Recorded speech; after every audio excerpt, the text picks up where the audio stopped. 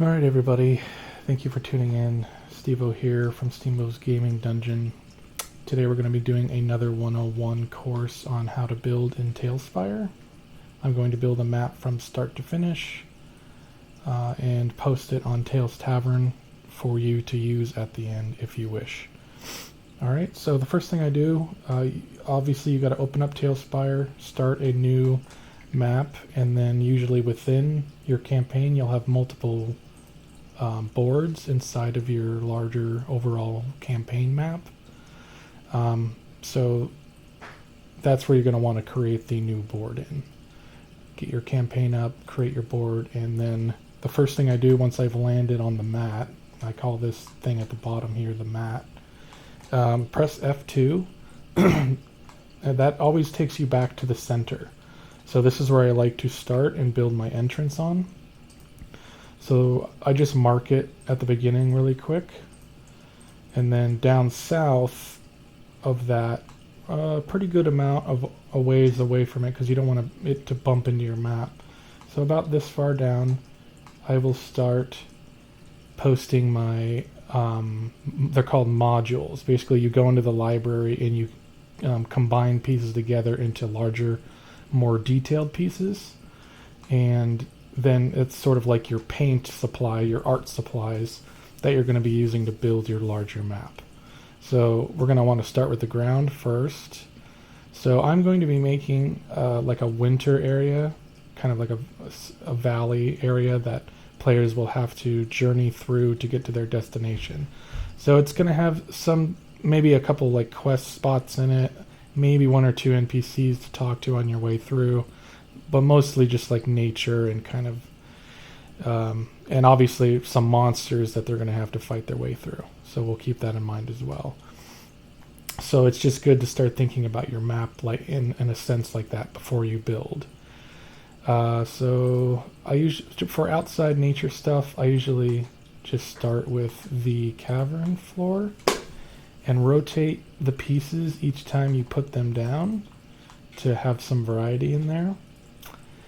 That's a good starting floor piece. Then we copy that and we'll add some detail to it now.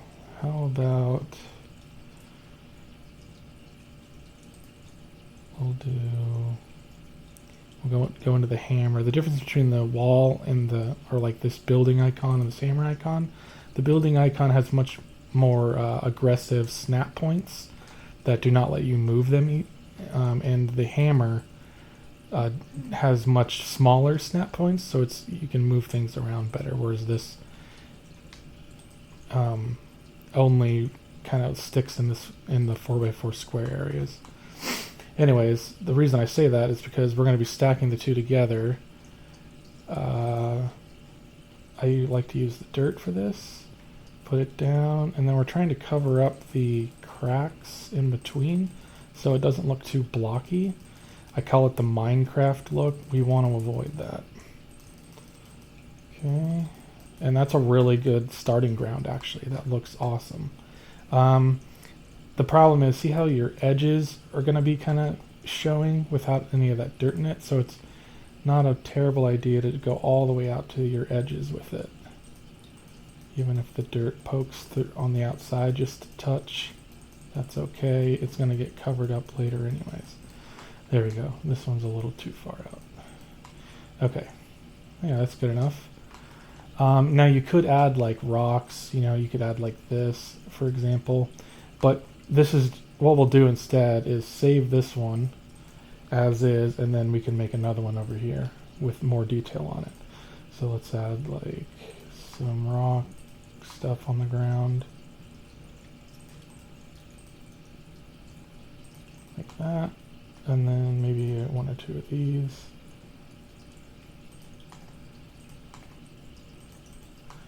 Like that. And then you can use that later for like a rougher area, or keep on adding. You can add some grass to it, or maybe some plants. This is kind of a good way to imitate grass. It's like a mossy rock.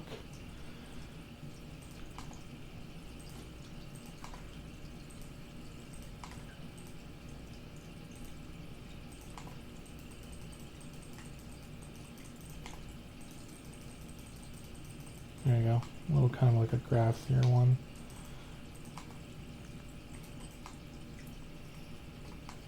But for now, we're just going to use this one as kind of like a way to just start building the map. Kind of work on our outline here. So again, press F2. So if you're back here in your tools, if you press F2, it takes you right to the beginning of your map. We're still getting like some cracks in between. So to avoid that, you hit Control or Shift, and then we'll overlap them a bit. Okay. And rotate them. Actually, in fact, I need to rotate a little better. Rotate, rotate. Do it all the way around so you got nice variety. Now that we have a bigger selection. Oh, did I grab the wood? Okay, good, I didn't. Now we can start using this to basically just create hallways or valleys that the players are going to be going through. I guess what I'll do is kind of narrow a larger valley down. Like this, and then maybe make it a bottleneck here, and then it'll come out again.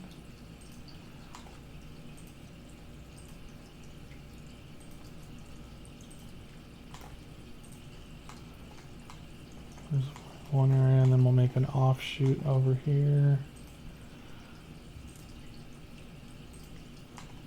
into what I like to call a useful dead end, where the map you'll put like any NPCs or vendors, treasure areas, secret boss, you know, something like that. And then the end room will be down here.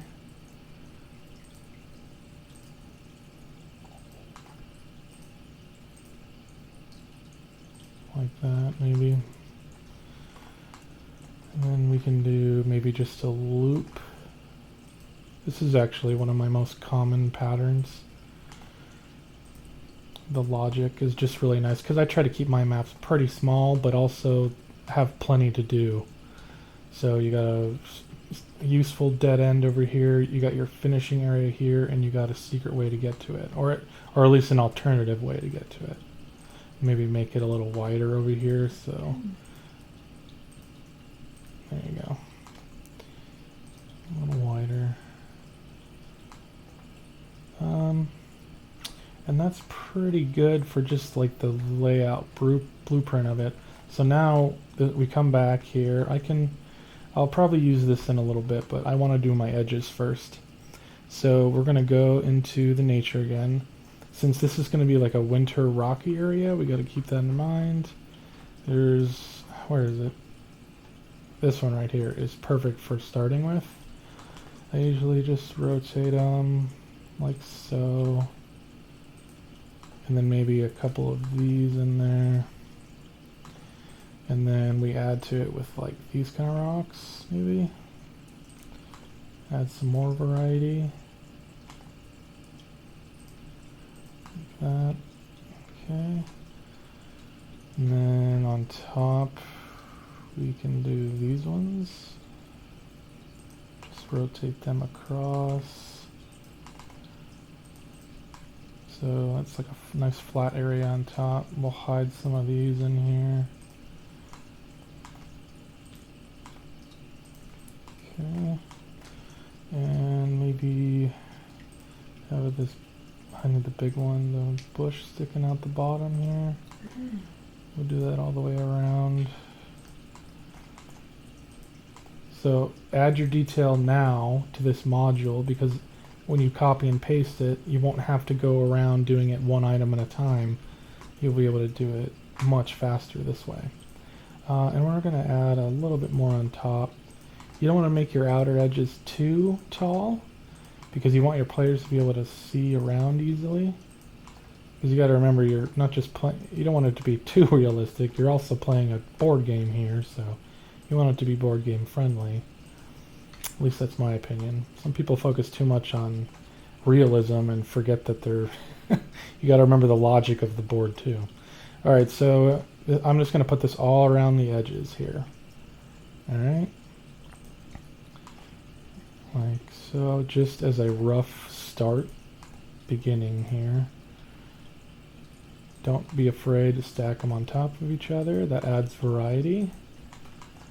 And it gives the illusion that you spent a lot of time, but really you only spent the time on the one module because you're smart. You want, what if you need to get this board done in like, a couple hours before your game time? You got to be able to do that quick. Saves you time, so you don't have to spend all week building a board. You can just build it in an hour before the game. All right, so that one's out a little too far, so just stack like that. Ta-da-da. And it'll look a little repetitive, but that's okay. That's what you get when you sacrifice for a little bit of speed. You're going to get a little less quality detail, but we can fix that in the 202 class. I'll show you how to meticulously add detail and make it look incredibly good. But this is just for if I have a commission and I'm building a map for you, this is what you're going to get here. It's going to be good, it's going to be done quick, and it's going to have everything you need, and it's going to look a lot better than trying to build it yourself really fast. I understand, you don't have time or you're not as creative, and I end up playing on these boards that people make, and it's the bare minimum. It's so blocky, like everything just looks like this first one here, and that's all you see the whole time. So with mine, you get a compromise. It's quick, it's easy to use, it's fast, but it also looks good. Okay, so speaking of looking good, that's our nice outer shell so far. Now let's add what I call the outer shell, the exterior that the players aren't really going to be worried about this. It's mainly for background in the distance. When you're zoomed in and looking around your board, you're going to want to see something above that, the inner lining we just made. You want to see a little something.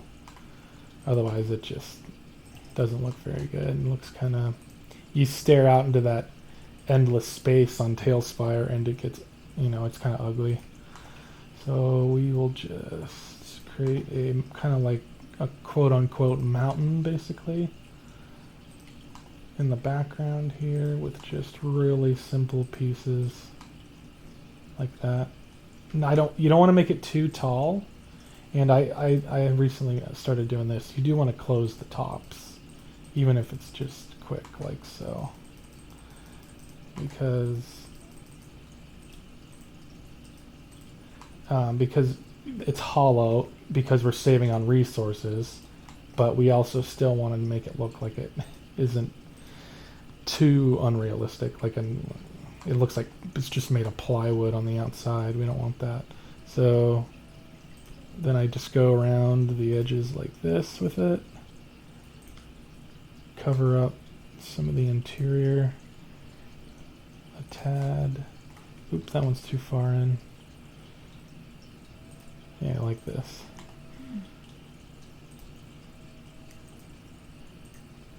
Because you're going to be zoomed in down here, and you might go out about this far when you're looking at your game. And then any farther than that, you can kind of see that it just gets ugly up top. But no one's going to be up here, so.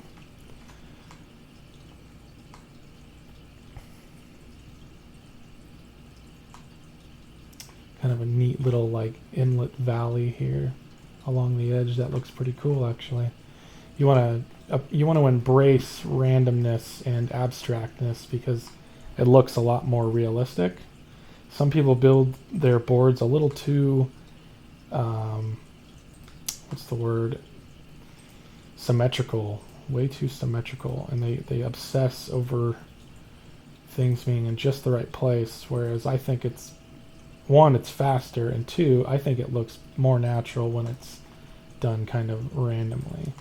So don't be afraid to rotate and spin things around as you're placing them. Double stack them with just a little off center. But remember, you're saving on resources as well, so don't go too crazy. That's why I didn't add a ton of detail on the top. One, because players aren't going to be up there. Two, they're not going to be looking there very often. And three, that would just be a waste of resources. I'd rather put all those resources down below in map detail. So let's go around the outside. This also helps the outside of your board look better, so when people are first looking at it, they look around the outside and see nice clean edges, you know.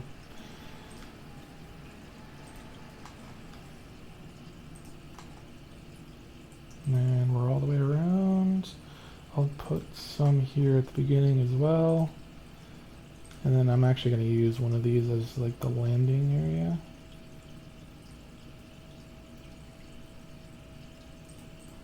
Like that.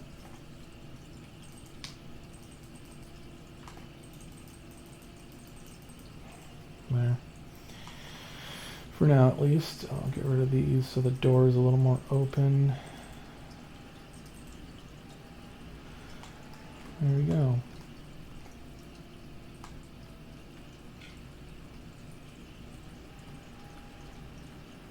It's a little tight, but this room's pretty big.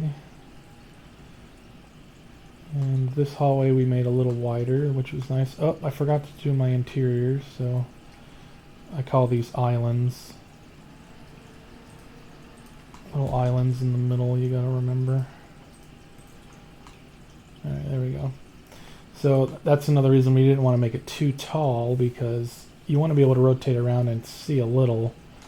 And then when you're zoomed in, you want, but you know, alternatively, you want to be able to see nice background when you're zoomed in like this. So we made it just tall enough to do that. On the other hand, I was trying to say, okay. Yeah. So this is a good start. Now we start creating smaller modules to put in. So we go back to our modules down here. We're actually pretty close to the beginning, so I'm going to work backwards. Let's do something for people to climb on.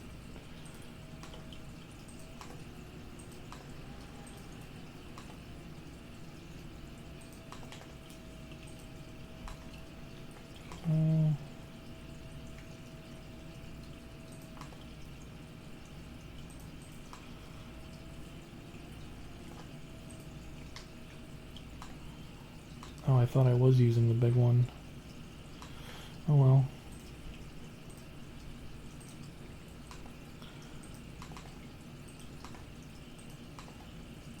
There we go.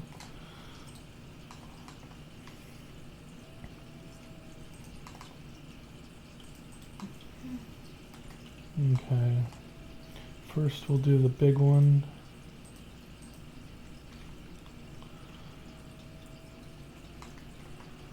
I'll stick them in here, like that. One back here, one here, one here. And you just sprinkle them around. I have a homebrew rule that says if you're above your opponent, you get advantage on ranged attacks against them. So I like to add platform areas in all my maps to reward people for, you know, attacking from above. Your enemies can do it too, though. So I just think TaleSpire adds such a nice 3D way of playing that rules like that are just a nice little touch to utilize TaleSpire better.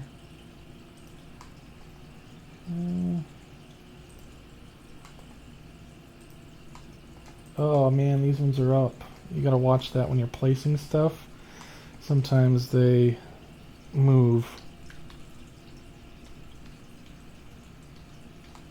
How many of those did I put down like that?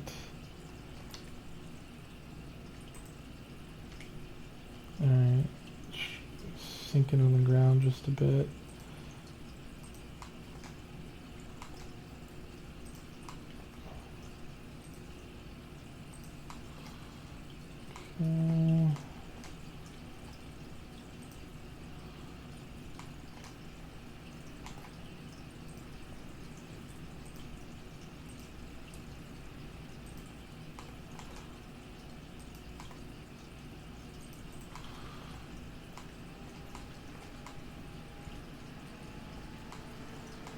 Okay, that's good for that one. Now let's put some of the little ones down. F2, go south.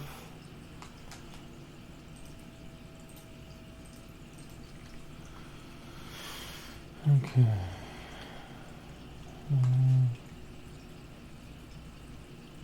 Sink them a little bit, make it look like they're stuck in the mud.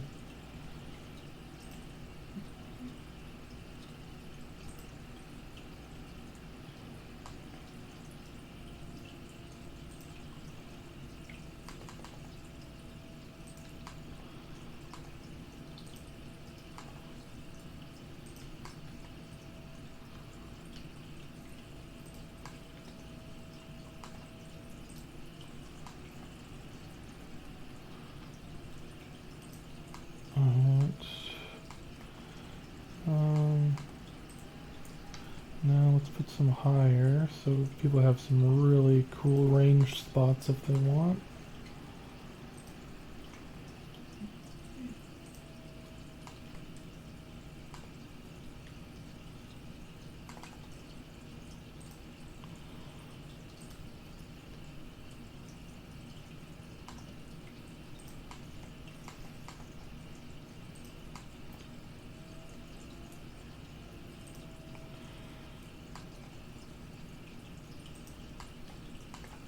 There we go, now they have a lot of spots to climb up to and get a nice height advantage with.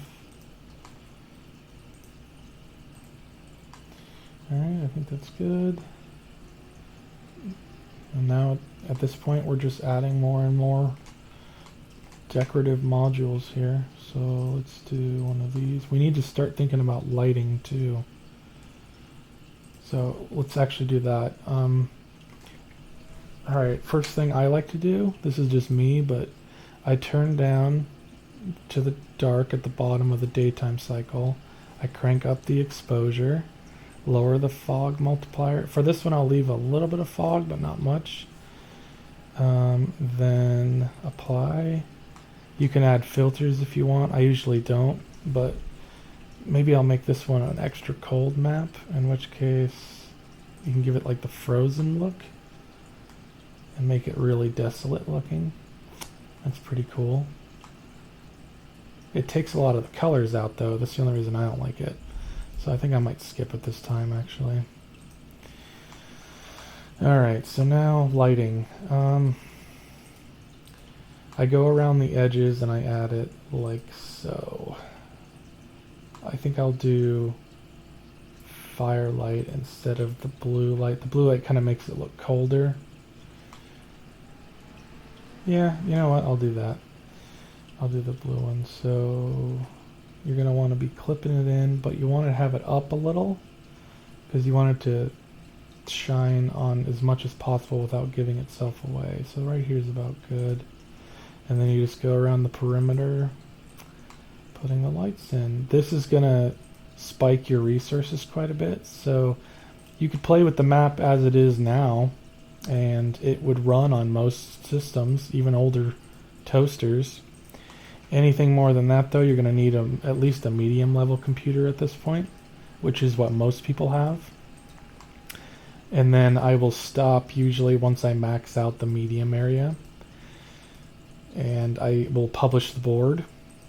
And then after that I go to phase 3 where only the high level computers can run it, and I will add extra detail that makes the map look really, really good. But you know, it melts your CPU. And it's because TaleSpire it's still in early access. It's not fully optimized yet. And I'm sure they will get around to it once, you know, they keep working on it. They have a long, long to-do list. So, but if you're just checking out this stream and you don't know what TaleSpire is, I highly recommend it. It's basically just a 3D map builder for games like Dungeons and Dragons. And it integrates with Hero Forge, which is what people use to make their miniatures, and you can download a digital copy of it and upload it on your TaleSpire maps, which is really awesome. Keep going around with all your lights, and then we're going to make some modules that have light in them as well and sprinkle them across the map. Okay.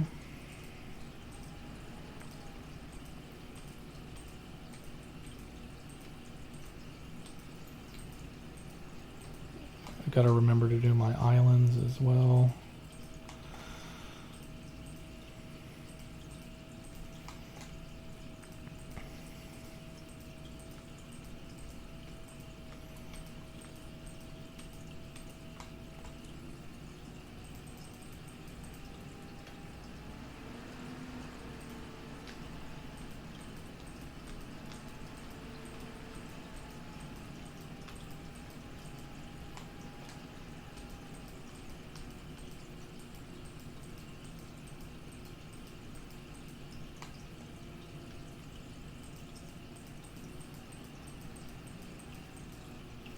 Okay, we're back all the way around. I gotta remember to do the islands. Did this one get it? Yeah, I got it. This one got it. Got part of it. Where is the island? There it is.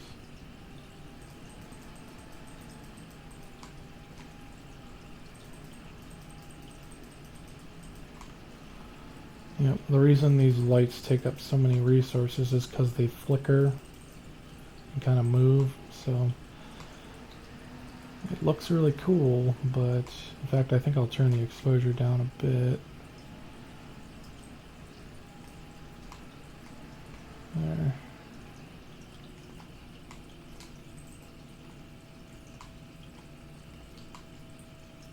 Kind of make it give the whole thing a little bit of a glow. But now we'll make some modules that have their own lighting.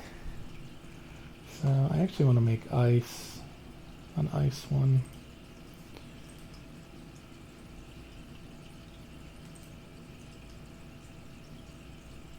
Oh, it's in nature.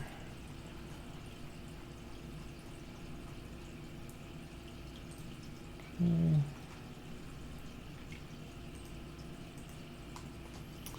Pretty good by itself, honestly. There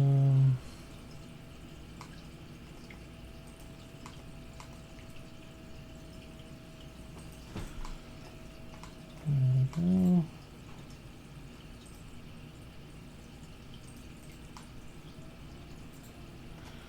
Okay, then put a light in it. I think, yeah, one of these will do. Actually, let's do this instead. These still take up resources, but not as much as the flickering lights do.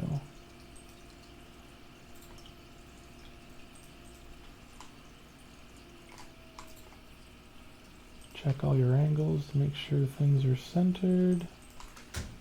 You see it keeps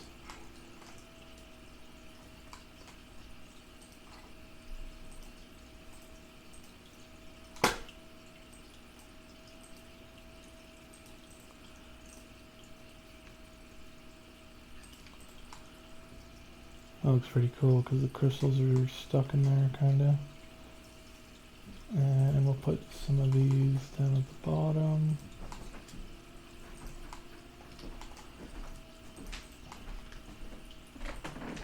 Okay, that's pretty awesome looking. Now we will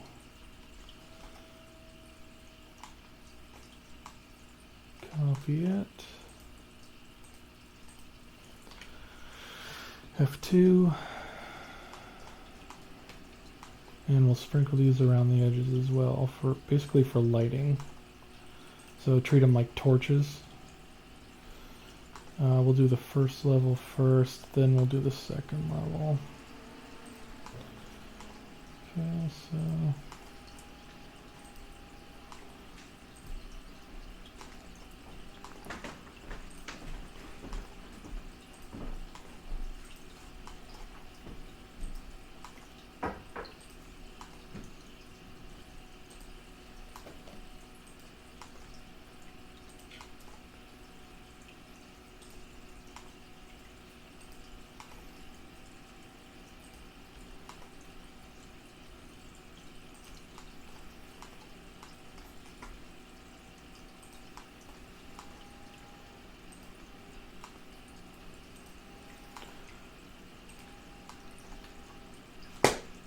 My mouse is giving out on me.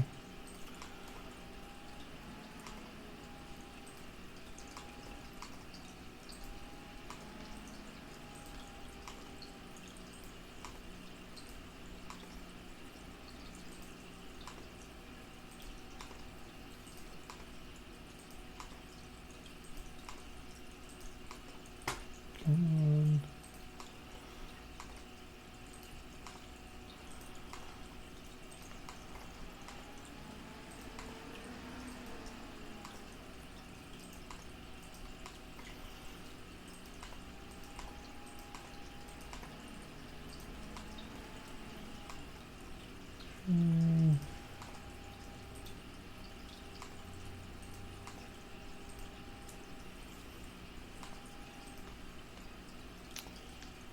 Alright. Let's make a different one. Alright.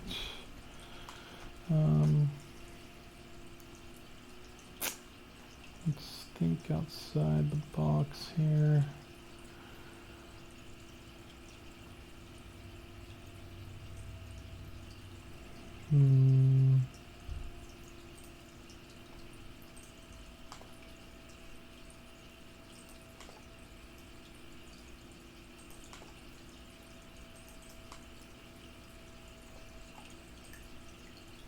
Maybe I can try it like this instead.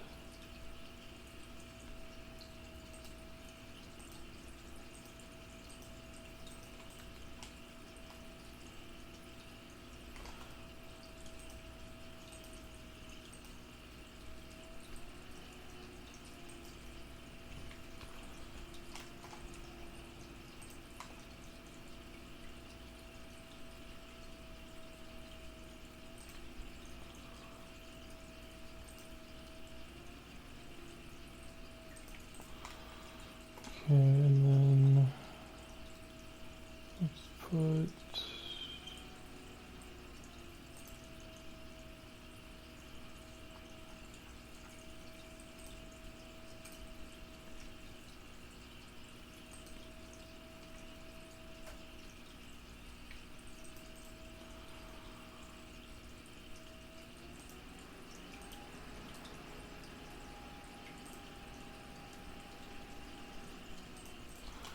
there we go.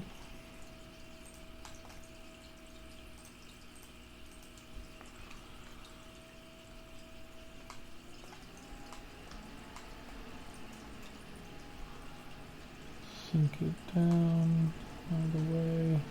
It was about here.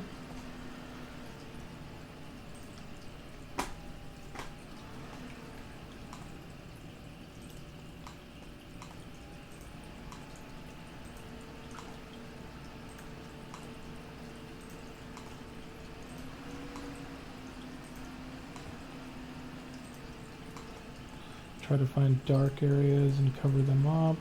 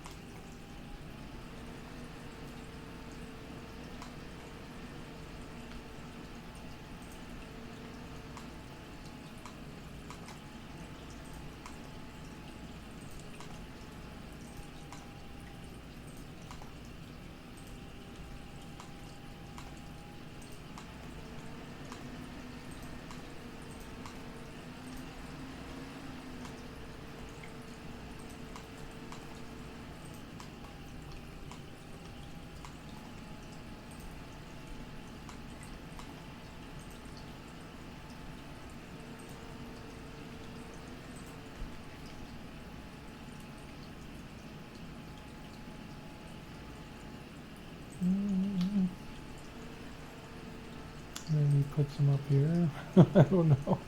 I don't want to take too much time doing that. Here we go, one right here. Okay, I see, and then as you keep adding modules and adding detail, with each rotation, each room starts to look more and more complete. Like this is almost done, or at this point, you could just leave it as is and people could totally use this. And it looks pretty good, it's very linear, very straightforward, and then it would be up to them to add whatever details they want in all these rooms that we provided. You know, they can make a camp in here however they want. I could share it just like this.